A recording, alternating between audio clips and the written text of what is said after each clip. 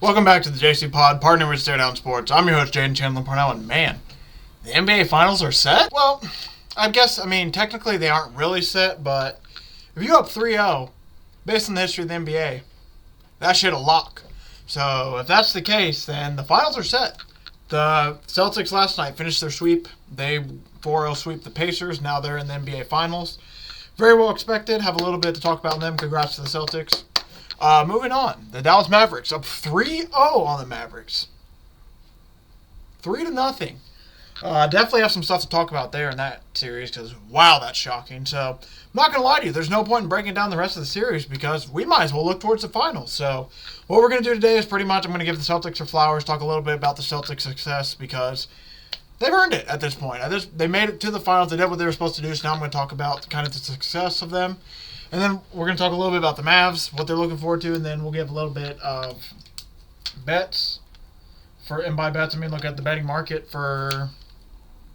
Sorry about that. The betting market for the NBA. The NBA Finals. I was trying to write that down while reading an email. I'm also trying to talk.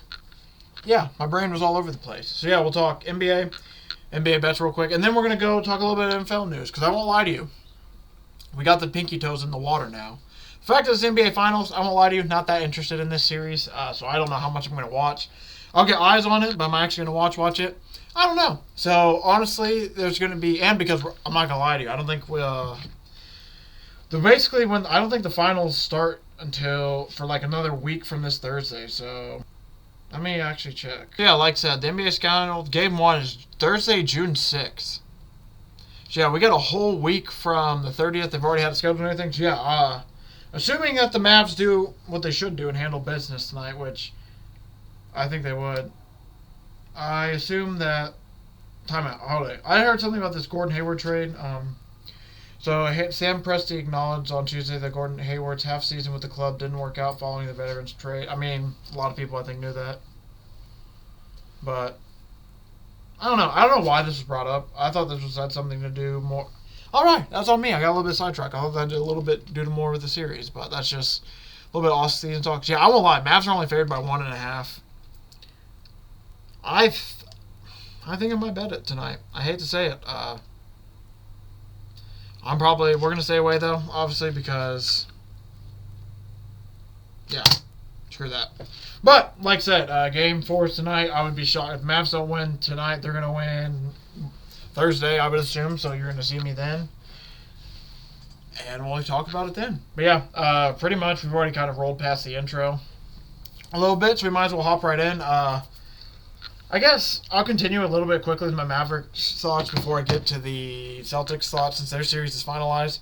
Like I said, Mavericks play tonight. They are up 3-0 in the series. Luka and Kyrie have just been dominant. Lively also has been really, really good for what he's done. I mean, I just don't know. Are the Wolves just tired? I mean, between the Mavericks figuring out something to do with the bigs against the Timberwolves bigs, Karl Anthony Towns not being able to hit a three, and shit. They can't stop Kyrie or Luka. Between those three of a combo, 3-0 series. I thought this was going to go 6 or 7. I'm absolutely shocked that the Mavs are up 3-0. Anthony Edwards looked tired the first 2 games as well. That was kind of shocking as well. Like, oh, so he's really worn out, huh? I guess it just goes to show, like, even though he's 22 years old, and no matter how much he's prepped, you aren't ready for the playoffs and the energy it brings sometimes. And, that's just kind of showing, I guess, for Ant. He looks tired in a lot of points. He's not having the worst games, but he's not there. There's definitely been a few moments where it's like, man, I'd like to see you maybe take over there. But like I said, I haven't been watching, like, full games fully like that. I would say the Game 3 was the first full game I've watched of this series. Other than that, I kind of just, like, I would say watched 3/4 of Game 1. Didn't really watch Game 2 too much. The Mavs felt like, from everything I've seen, I've just watched the Mavs, especially when it comes to crunch time. The Mavs just find a way to win again. Find a way to win again. Find a way to win again. So finally just got to the point where it's like, man, I just don't know if the Timberwolves are going to be able to do it. Sure enough, last game, the Timberwolves, it was tied 104-104 last game. With about 5 minutes left to go, and the game finishes 116-107. The Mavs just pretty much completely take over in a 13-1 run. It's just unbelievable. It's just best thing I can say is shout out to Luka and shout out to Kyrie. We're getting the best two versions of these two we've seen in a while, especially for Kyrie, man. Kyrie's not about the bullshit. He's just about basketball. He's been a lot better focused on this team. A lot of people are saying it's because he respects this coach a lot more than they did the last coach. I might believe it a little bit. But regardless, shout out to Jason Kidd. Amazing coaching job by him. I just give a lot of props to these Mavs because I didn't see them being the team to come out of the West, and it looks like they're going to just do that. And they're going to be set up with the matchup for Boston.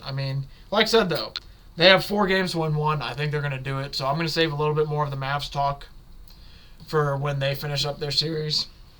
So by next Thursday, I might be literally just repeating a lot of what I said now, as well as going to a little bit more in depth.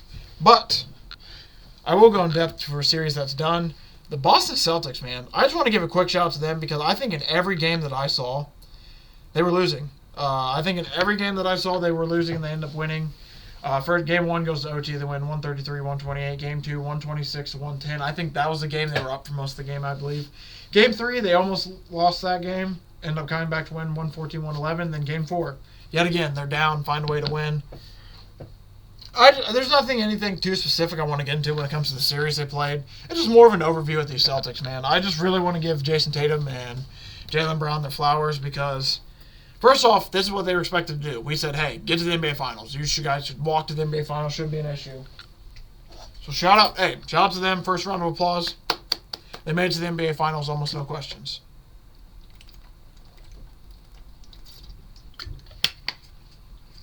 Second thing I want to give flowers for, Jaylen Brown. I was one of the people that he got $300 million. I'm like, all right. And just kind of made a mockery of it, kind of laughed at it a little bit. But I'll admit, shout out to Jaylen Brown. He had a really, really good season. I thought he definitely earned that contract, especially for this year. And another shout out, by the way, shout out Jaylen Brown. Shout out Jason Tatum, man. Shout out Drew Holiday, too. Round of applause for Jason Tatum, Drew Holiday. Both those guys, I thought, played really, really impressive in this playoffs. And overall, man, when it comes to Jaylen Brown and Jason Tatum, they've been successful. You can't take that away from them at this point. They've reached another NBA Finals. They have, I'm not going to say they have to win this one, but they better win this. I don't even know if I need to say they need to win this one. They just should win this one, I would think. And if they win, that's just a huge monkey they get off the back. I just heard a lot of thoughts today when it comes to Celtics, a lot of thoughts when it comes to Mavs and everything, and I just don't know exactly how to word it, but it's just crazy to think that Tatum's as young as he is, Luka's as young as they are, they're about to face off in the finals. Especially back to the Celtics, especially Tatum and Brown, how young both of them are. They've been in all these situations, all these games. This is their first real get back since they lost to the Warriors. I'm not going to say they got embarrassed by the Warriors in the finals, but they didn't put up the best showing, kind of lost in the finals. This is their chance to get their lick back. I think personally, when it comes to this series, I think the Celtics are end up pulling it away. I just feel like it's kind of their year now. The Mavs are kind of the wild card, the man out of the West. The Celtics are the team that I'm not going to say destined to make it out of the East, but they might as well have been. So I'm going to be very curious to see how the Celtics come out and play Game 1 on next Thursday, obviously.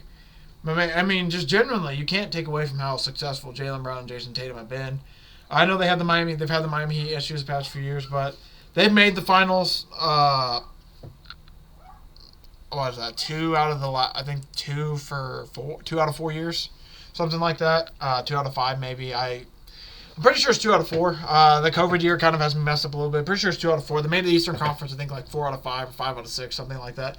They have been goddamn successful. I will say that. As much as I do ridicule them and give them shit, and I talk as much shit as I do about Jason Tatum and always hammering his under, he is a really good player. I'd be dumb to tell you he's not a top 10 player in the league. He's very clearly a top 10 player in the league. He has his biggest flaw is sometimes he takes too many threes because he doesn't hit them as well as he hits his other shots, but he likes to take them. That's the one flaw that I've heard a lot of Celtics fans say that is his biggest flaw. But past that, truly, Jason Tatum is a player you want to have on your roster. He's very successful. He's had big moments. He just does all the stuff you want him to do. He rebounds, he assists, he play makes, he's not selfish, he takes defensive assignments. He genuinely is a really good player, and he has been one of the main reasons this team has been so damn successful, him and Jaylen Brown included. It's just to think about the trades they made. They get rid of Marcus Smart, bring in Drew Holiday, get rid of a few other guys. Just the roster managing they've done, bringing Kristaps Porzingis, who's kind of just given up on, I would say. They made the finals with this roster. I'm very, Very excited to see how they do moving forward. So yeah, I think it's pretty much time. I'm gonna go. I don't even know if they're gonna have the finals betting market up, so we might need to save that. There are some few points I do want to look up real quick though. So regardless, we'll at least look up a few, but we're probably gonna have to save the full finals betting market segment for when they actually have a lot of it out. Because yeah, my guess is they have very few NBA finals odds out. Obviously, the Wolves at 32-1. Celtics are minus 220. So Celtics minus 220. Mavs plus 190. Finals MVP Jason Tatum minus 125. It's going to be him. Luka, if you think the Mavs are going to win, Luka plus 230. I would take him because I personally think when it comes to NBA Finals, it's either going to be Luka Doncic or Jason Tatum. I mean, Kyrie Irving maybe has an outside shot at 17-1. I would say maybe.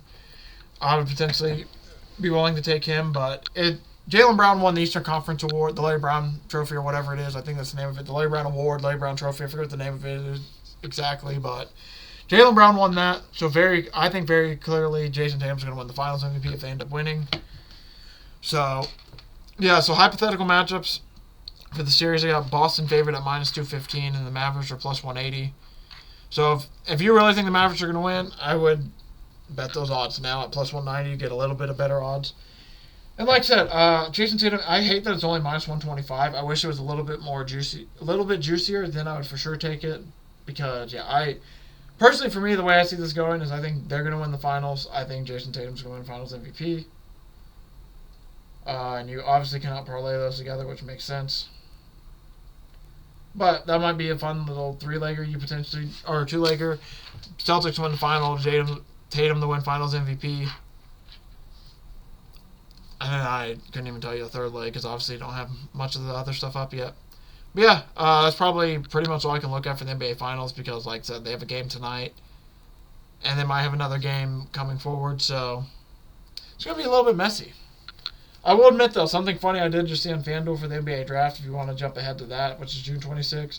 You can bet on the team the team that drafts Bronny James. I'd keep an eye on that. Lakers are plus 160, and everybody else is either 10-1 or better odds. I would keep an eye on the market to see what teams are interested in him because the Lakers don't end up. If somebody else ends up taking him that's actually been interested in him, you're going to get amazing odds on it. So that's just something to keep an eye on for that. But like I said, when it comes to NBA Finals, I think I think Tatum's going to be Finals MVP, and I think Celtics are going to be able to win their 18th ring and hang up their 18th banner. But yeah. Pretty much kind of does it for the NBA. Just a quick catch up because, yeah, like I said, the finals are pretty much set. Not really, but they are. We're just going to have to see if the Timberwolves extend to any games at all or if they just go on to the offseason. Moving forward, we're going to go over some NFL news real quick, and then after the NFL news, I will, depending on the time, I might bring up MLB standings. I doubt it, though. That's probably going to be the thing that for sure gets cut. So the potential maybe cut will be the W standings for the WNBA. My boy Rowan's going to be on, I want to say, following week or week after. He is going to confirm be on before the end of June. I just need to figure out a day and time, so I'm going to probably give up some standings real quick. So after I do some NFL news, so that way by the time he comes on, most people will, if you follow along, at least have a general idea of what's going on in the NBA, so you aren't completely in the dark for when he comes on. But like I said, before we get to the WNBA, we're going to talk about the NFL news. The NFLPA is working on the change to offseason, so they're looking to get something very similar to what happened during the COVID season versus what they have been doing, which I guess I'll admit I'm not the best well-versed on this as I should be, but they're looking for the process to begin as soon as 2025 potentially, but the union, so the Players Union has been under new leadership since 2023, has sought players' feedback on the plan. Majority of them support the change, which is, I guess, good then, so that means a lot of the players agree to it. Basically, from what I'm understanding, is they're just, I'm trying to see if they have, the group is advocating for eliminating voluntary on-field work in the spring in favor of a longer training camp session with players reporting in mid-June instead of early July, amongst a bunch of other things. So pretty much, from what I'm understanding, is this will hurt the rookies the most because obviously the rookies' voluntary field work a lot of this is really like this early stuff that they're doing like right now is amazing for the rookies because it's like, hey, rookies, get out there, got to meet some of your teammates, learn the scheme, learn the system before you have to be there in, like I said, July and all that. So what they're pretty much trying to do is saying, hey, fuck all this. We don't need this. Get rid of this. And just get rid of pretty much this 2 weeks of OTAs, they call it. So say get rid of these get rid of rookie minicamp and get rid of OTAs, get those out of the way, and then add an extra 2 to 3 weeks onto the training camp. So that way there's just more time spent getting ready for the season. I think they're doing this obviously for the injuries case, and also I'm sure there's some other stuff they're looking forward to when they're doing that. But the biggest worry I have and the biggest question I have, I've heard it brought up today, and that's why I'm curious about, is how it's going to affect the rookies, because this time is, I'm not going to say vital for rookies, but it's super awesome to be able to get ahead and be like, all right, I've at least been here a little bit, got a little bit of an idea what's going to happen going into training camp, instead of just getting, like AJ Hawk mentioned today, like instead of just right away, one of your first few plays of training camp, it's like, all right, now you're going to you're guarding Donald Driver in like his 7th or 8th season. You're going to guard him running up the seam. Good luck, AJ. Like stuff like that. It gives the rookies maybe a chance to learn a little bit. So I'm very curious to see what that will happen moving forward. So obviously they said they're working to get a change in 2025. I will not be shocked if this ends up getting changed, especially if a lot of players are into it. Then, yeah, I assume that will get changed rather quickly. And I don't think it's the end of the world, though, honestly. I think it might be slightly better. Like, hey, you get more free time. You get more free time, like, closer to the offseason, but you have to show up a little bit earlier. I mean, it's... Regardless, you're doing the work anyway, and if they're NFL professionals, they're regardless probably doing something. So it's probably not going to be too much of a change, just more of like give some maybe like a week or more free time towards the end of the season. Anthony Richardson said the Colts offense is going to be crazy this year. We've got young athletes, people who can run. It's going to be a crazy year. I agree. I'm very excited. Michael Pittman Jr., Adonai Mitchell, Josh Downs. Just learned that Zach Moss is a Cincinnati Bengal. Totally forgot about that. But Jonathan Taylor in the backfield. Alex Pierce, who's kind of a little bit of a burner as well. Jonathan Taylor and Anthony Richardson will get a whole season together. Because guess what? Jonathan Taylor and Anthony Richardson play a combined 2 plays last year together. 2 plays. Not 2 games. Not 2 series. Not even 2 quarters. 2 plays.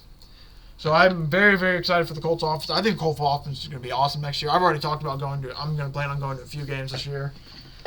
I am very excited for this Colts offense. By the way, only 1 primetime game. Kind of bogus, NFL.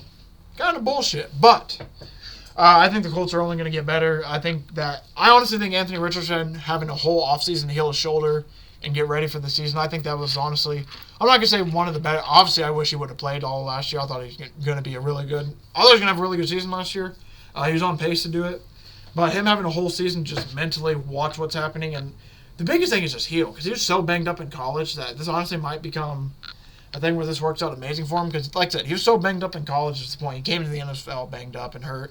Now he got a full season to just pretty much, from what he got, because he got hurt like really early on. I can't remember what game.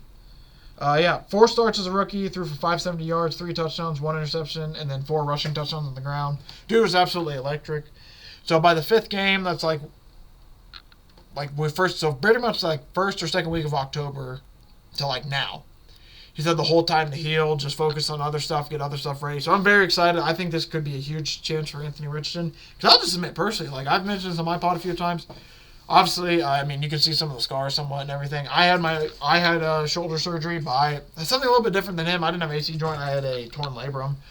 But I had COVID end up like affecting us. So instead of me having my junior season in August, like college football normally is supposed to start, my junior season was from February to like end of April, and my senior season was August to whatever the same year. So I basically had 2 seasons crammed into 1 year. I'll admit, that was tough. I was beat the fuck up, and that's probably the closest I'll ever get to an NFL season. Is those like that little what is it? Pretty much. We had camp and everything, so you got December to basically January to February getting ready, February to April playing, and then we got May, pretty much May kind of off, and not really kind of off, but hey, just so you know, season's right around the corner. This is usually when we're doing spring ball, so just know that we aren't doing spring ball, but we got a season coming around. Then literally, May. I got May, June off-season workouts, July off-season workouts, and then August, boom, right back to football until November. So that's a big stretch for me, but The most important part was I had my surgery in March of 2020, and I pretty much had I had my surgery in I think it was like October of 2019, and then March of 2020 I was cleared. That's what happened. So October to March I was out. And then I had from March until that January to get fully prepped for a season, which I think might have helped me out a lot personally, just because it takes a lot of time to get back. I mean, especially like I can only imagine it for the NFL guys if it was this tedious for me at the college level, but it takes you a minute to get ramped back up and everything, get back into the flow of it, especially like with the injury, because like you go through like body changes. Like for me, I lost all the muscle in my arm pretty much. I have to build all of it back up. So for Anthony Richardson, so taking it back to Anthony Richardson pretty much, like now, think about that. So I just talked about my shoulder bit of injury he had. Imagine all the shit he had to deal with the college, like the nagging injuries, especially from being quarterback, taking all those hits. He got a whole pretty much like offseason, damn near year to let all those injuries go away, heal up and everything. So I'll admit, the only thing that does scare me is he's going to be a little bit like away from getting hit a little bit. So maybe he might get hurt slightly easier because he hasn't been hit as much. So he'll need to get calloused a little bit on getting hit. But past that, I mean, there should be only benefits from him getting healed. And the Colts should only take a step forward from what they did last year. I think the roster's only improved. They've added a few guys, kept a lot of the other guys. I'm very excited to see what the Colts will be doing next year. Joey Porter Jr. says he's for sure NFL top corner. I don't know just yet, but I am excited for him to see how he goes. Obviously, you want him to hear the confidence from the kid, but his dad being a quarterback, I think he's going to be just fine. I thought this was a really good pick by the Steelers, personally. I'm very excited to see how he does going into the next season. Big chance for him to take a step forward and put his name up on that list, because you got guys like Sauce Gardner, guys like, I guess they have Deron Bland. Oh, they're talking about the first team all corners. Yeah, that makes sense. Yeah, Deron Bland, Sauce Gardner, Jalen Johnson, Tre'Davious Ward, then Trent McDuffie and Teron Johnson. So those were all the corners who were on the first and second team. I mean, he can easily put his name up on that list. I mean, but you also got people like Pat Surtain, Denzel Ward, Jair Alexander. I mean, hell, I would even argue Kenny Moore at some point. I know he's not the biggest, their best name, but I would definitely say he's up there, one of the top slot corners. So, I mean, there's a lot of good names in the league. I think Porter's amongst them, but he has a chance to basically separate his name from the group, because I wouldn't say he is. I would say he has the potential to be. I wouldn't say he is just yet. But obviously, like, I'm not a NFL corner, so I could be wrong. I mean, I just want him to prove it this year and be a little bit better. Take a step forward from what he did last year. Brady, the Chiefs winning a third Super Bowl is a big challenge. Obviously, I think that I'm excited to see what Tom Brady's. I think it obviously makes sense to all of us, but Tom Brady has a kind of a special thing with Super Bowls, so he might be coming from a different perspective than a lot of us are, because a lot of us are just sitting here like, yeah, duh, it's hard to win 3 in a row. I mean, almost nobody's done it in NFL history yet.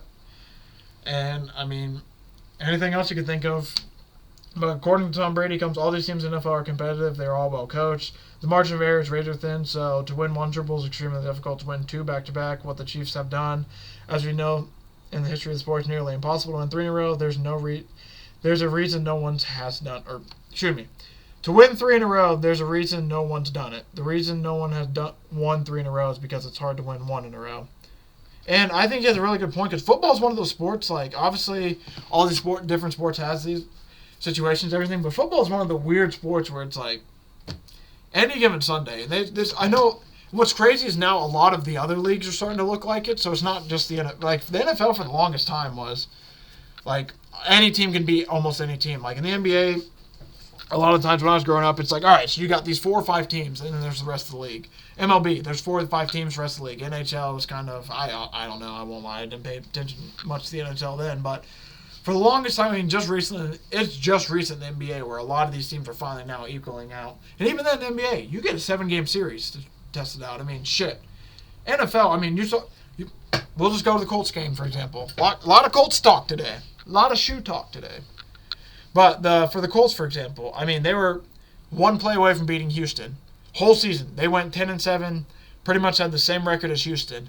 Played a whole season, and their whole season came down to Tyler Goodson dropping a ball at 4th and 1, that if he catches, he either walks into the end zone or he gets tackled and the Colts win on a walk-off and they move another round in the playoffs. That's the margins Tom Brady was talking about. It's like that thin. Like the whole Colts season. Like obviously, realistically, no. Did it all come down to this one moment? No, they could have won more games, but they could have won more games. They could have maybe played. Oh, if we play, win one game, we're the winner of the division. Blah blah blah. But basically, the Colts' whole season came down to that one play. And if they convert it, they move on, chance to play for the Super Bowl. If they don't, they go home like they did. And it's just absolutely crazy how the Ravens, it wasn't Hollywood Brown. It's Zay Flowers. The Zay Flowers fumble. The Zay Flowers taunt. Stuff like that. So you got to think about that. And that's just one game. The Chiefs had so much go their way just to get to the Super Bowl and then had a really good Super Bowl that, yeah, now to do it a whole third year in a row, that's going to be nearly impossible. I'm a bet on them, though, but it's damn near impossible. But with my homeboy, I would think anything's possible with Mahomes, with how good he's been. So I'm very curious. Like I said, another situation I'm very curious to see if the Chiefs are going to be able to do it again. I already bet for the Colts to do it. So Brady says the odds for the Chiefs to accomplish unprecedented three-peat is way less than 50%. However, he praises Andy Reid, Patrick Mahomes, and Kelsey. They have a lot of great pieces, but to win it all again is a momentous task. No one's going to put it past them, but we're all excited to show up and watch opening day, see what version of the Chiefs. I agree with everything Tom Brady said so far. It's really going to be December, because obviously lately as the season's gone, Patrick Mahomes, I can't remember if it's September, October, one of those 2 months he's always undefeated in, so they're going to have their first 2-game struggles or whatever, go undefeated, or it's going to be undefeated, have their 2-game struggles. And about December, we'll finally see, all right, so this is who we think the Chiefs are, and then it's going to propel into the postseason. But, yeah, it's crazy. 100 days away from NFL football. 100 days away from having a lot of these questions answered. Apparently, Brandon McManus is being accused of sexual assault. So, Commander said Monday they were made aware of a lawsuit filed against him.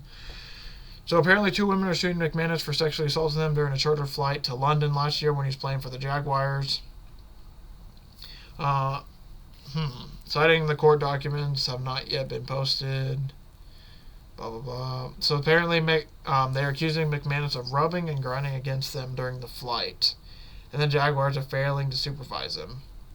Alright, we'll have to see what comes up from that. There's not much more for me to get into. It's just because I don't think they've really announced anything yet. We've already had our first serious injury of the year. This is really, really, really just tough, man. You hate to see shit like this. New Orleans Saints defensive end Tano Kapasangnon. Tano, I'm just going to call him Tano. Big Tano, number 92 for the Saints. I don't want to butcher his last name, but I think it's Kapasangnon. I don't lie. Sometimes these African names are very tough. Tell my boy Ayobami Arakoyo. I mean, that's a mouthful.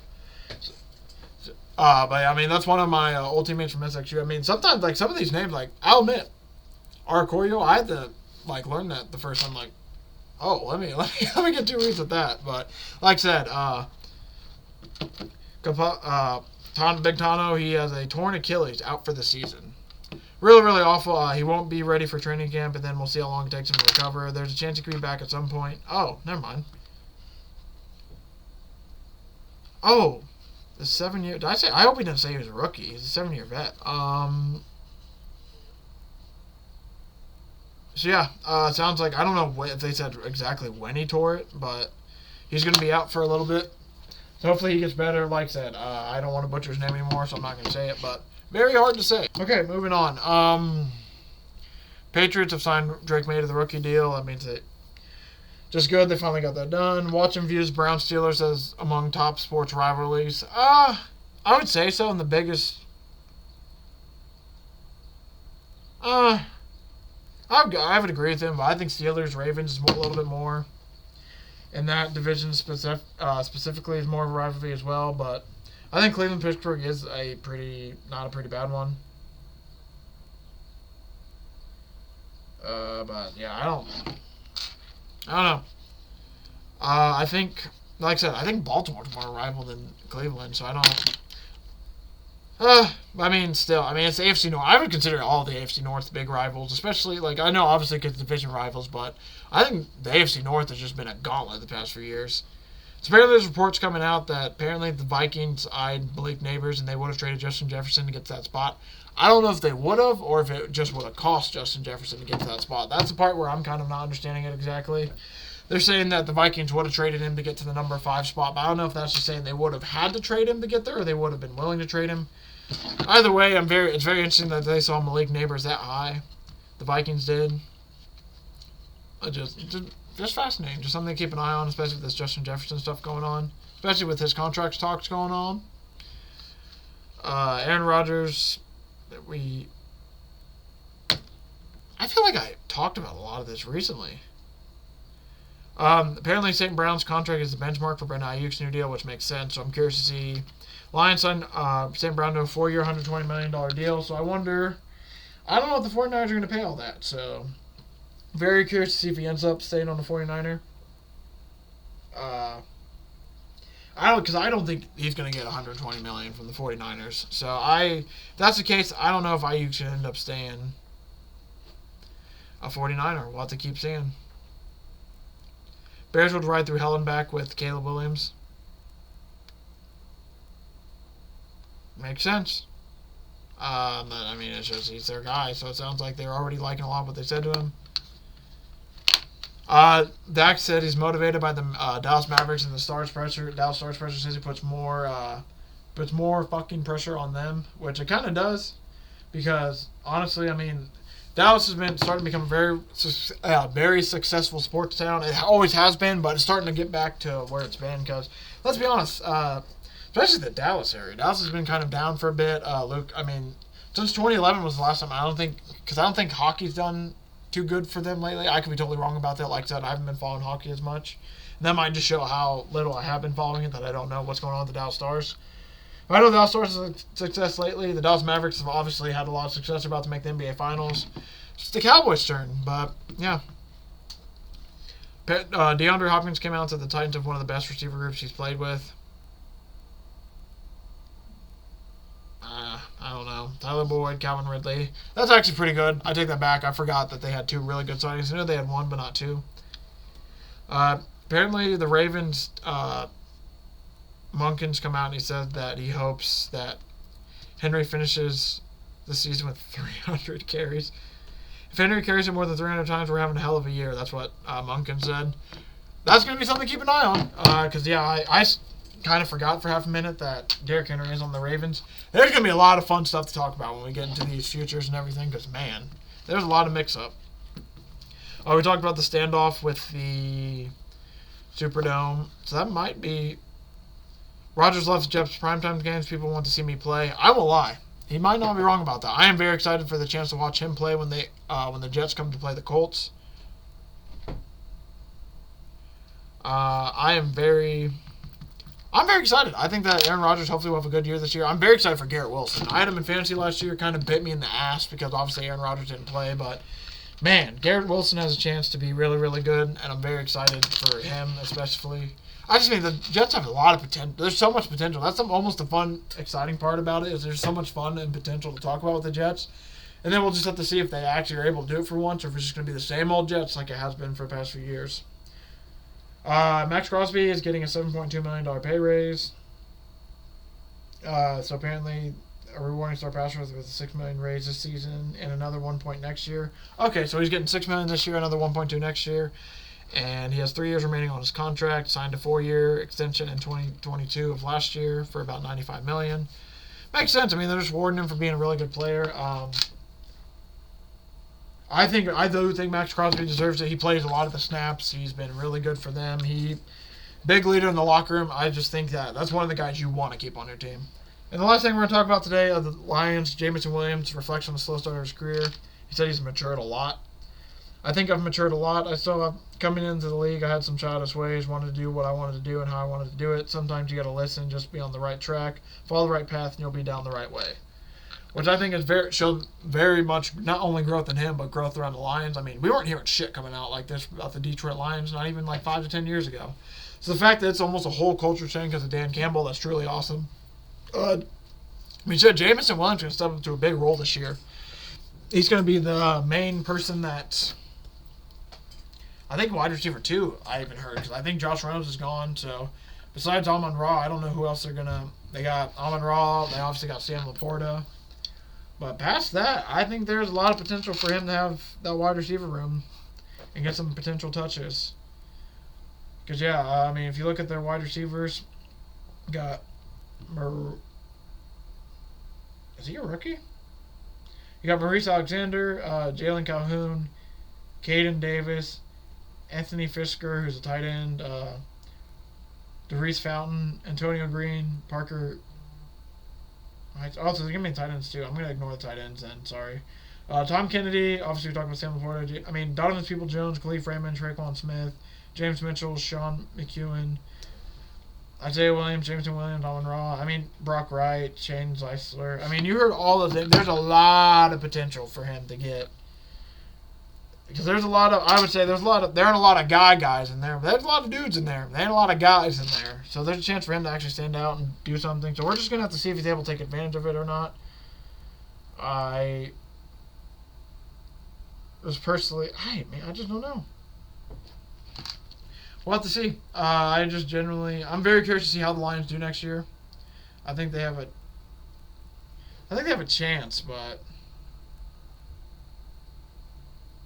man, yeah, I won't lie. By the way, sorry, I got sidetracked when I look up.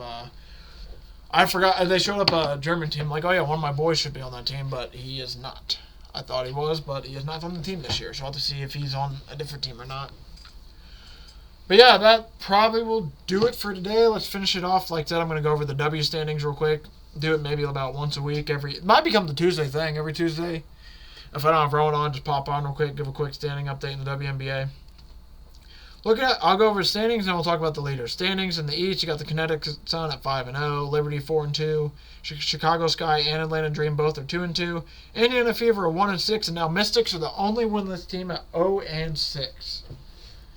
So they are the only team without to be fair, the LA Sparks and the Indiana Fever only have one win, but win's a win. Better than a donut. But yeah, and then you look at the Lynx. The Lynx are 4-1. Very intriguing team we're going to have to keep an eye on. My boy Rowan was able to tell me about it, so I'll share it with the people. Minnesota Lynx plus 4,000 is, I think, about what he got him at to win the title. Now, I got him at plus 3,000. That was literally the day after he talked to me. I don't know what they are now. We'll look it up. Aces are 3-1. Wings are 3-2. Mercury 3-2. Seattle Storm are 3-3, and then the LA Sparks are holding it down at 1-4. But yeah, like I said, when it comes to WNBA, looking at futures real quick for the championship, the Minnesota Lynx are now 24-1. I got them at 30-1. My boy Rowan got them at 40-1. So over the last week, they've kind of taken the league by storm. They're definitely a team. Get it? Just kidding. I forgot. I was just looking at the Seattle Storm. I forgot. I'm talking about the the Minnesota Lynx, not the Seattle Storm. Oopsies. But like I said, the Minnesota Lynx 24-1. Fifth favorites on the list. You got the Aces that are plus 105. The Liberty are plus 165. Kinetic Sun are plus 1500. Seattle Storm plus 1600. Then you got the Lynx. So just something to keep an eye on. I think obviously the Lynx have had a great start to the season. My boy Rowan's told me a lot of good things about the Minnesota Lynx. So I'm going to have him on here soon. So yeah, he can let us know what's going on with the WNBA and potentially some of the markets to keep an eye on. But yeah, that'll probably do it for today. Nothing too really crazy to talk about. I potentially going into it, I thought I was going to talk more about the NBA, but with the finals looming pretty much, it kind of killed a lot of the conversation topics I potentially was going to have. So yeah, like Thursday we'll talk a little bit more NFL. Probably, maybe I think NFL will start our way too early. This is what I've been thinking about. I'm going to do the way too early futures bets, the too early future bets, and then the futures bets. So I'm going to basically break it up into 3 waves. So this is going to be the way too early one, pretty much. Go from the end of May to the beginning of June. The too early I'm going to do about July-ish, and then August. Like first week of August, last week of I think July, first week of August, second week, maybe even second week of August, we're going to lock in all the futures and everything. So yeah, when it comes to like this weekend's futures, I don't think I'm going to do anything totally team-related just yet. Maybe do team. We're probably going to look at potentially some passing. Like, we'll probably look at some passing props. That's what I'm thinking. We either look at passing props, receiving props, rookies. We got conference divisions, season awards, win totals, and then playoffs. And then we have some player specials. Like, there's a lot to look at. So, like I said, on Thursday, we're going to probably probably knock out like 2 of these categories, just look through it, talk a little bit about it on the show. Like, I'm not even going to do research. Like, obviously I'm going to do a little bit, but I'm not going to do like anything deep dive in because this is way too early. Like, we're just glancing. So, like, for example, going into next week, something I might talk about. So say we're talking about the player future specials. We got Saquon Barkley to score 6 regular season touchdowns is minus 200. That might be something where I'm like, I actually think that's a chance. I'll write it down on my list to bring up for the next time. So pretty much what we're going to do here is just find some bets that in June are like, oh, that's kind of nice for the. That's kind of nice. Like, for example, Saquon Barkley to score 4+ regular season touchdowns versus the New York Giants. I can tell you right now, I'm taking that right now. I think he's easily going to score over 4+ touchdowns. So plus 1,700, 20 to win 340. That's the first official NFL bet I'm giving out. Saquon Barkley to score 4+ regular season touchdowns versus the Giants. I think he's going to honestly score 2 both games. That's all how I see it. So 4+ TDs versus Giants regular season. So yeah, so like for example for that, like, oh shit, that's something I like. I'm going to place the bet. I wrote it down, and we're going to save it for pretty much June now. So I'm going to obviously get this back out again on Thursday, but now you'll hear me talk about this again potentially on, like I said, you'll hear me talk about this on Thursday, and then you won't hear it again until I talk about my 2 early futures for football. But yep, thank you all for watching. Thanks for the support. I really do appreciate it. Like I said, we'll talk about that. We'll potentially even talk a little bit W from my perspective. But for sure, it's going to be NFL news. We'll talk some basketball, but there's a chance that it's only going to be about the Mavs and what they're going to be doing in the finals. But, yeah, like I said, the finals start next week, so it's going to be a little bit of dead period. We're going to sneak some football in, why don't we? Thank you all for watching. Thank you all for support. I will see everybody back in this feed probably Thursday. It's going to be Thursday afternoon or Friday afternoon, but I'm planning on Thursday, so potentially see you then.